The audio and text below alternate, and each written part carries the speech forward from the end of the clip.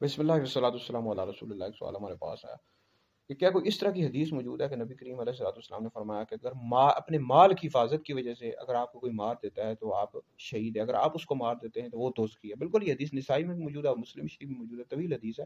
مسلم شریف میں حدیث موجود ہے کہ ایک آدمی نبی کریم علیہ السلام کی برگاہ میں آیا، اس نے عرض کی یا رسول اللہ اگر کوئی میرا مال چھیننا چاہے تو میں کیا کروں؟ تو حضور علیہ السلام نے فرمایا کہ تم اپنے مال کی حفاظت کرو۔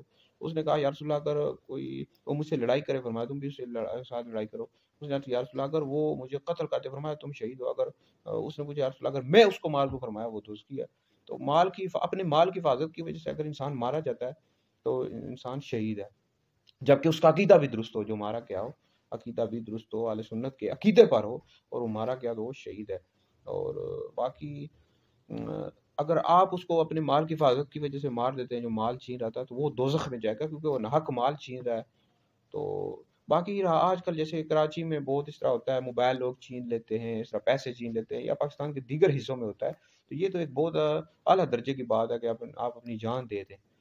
تو لیکن یہ ہے کہ آج کل اگر کوئی آپ سے پیسے چھین رہا ہے یا موبائل چھین رہا ہے تو آپ اس کو دے دیں، کیونکہ آج کل لوگوں کے پاس پسٹل ہوتے ہیں، فوراً مار دیتے ہیں۔ کراچی میں کئی ایسے واقعات ہوتے ہیں، اگر عورتوں سے بیگ چھین لیتے ہیں یا موبائل چھین لیتے ہیں، اگر کوئی لوگ آگے سے نہ دیں تو ان کو مار بھی دیتے ہیں۔ تو اس میں احتیاط کرنی چاہیے، مال تو پھر آ جاتا ہے، تو لہٰذا اگر آپ سے کوئی چھین رہا ہے تو آپ اس کو موبائل دے دیں، پیسے دے دیں۔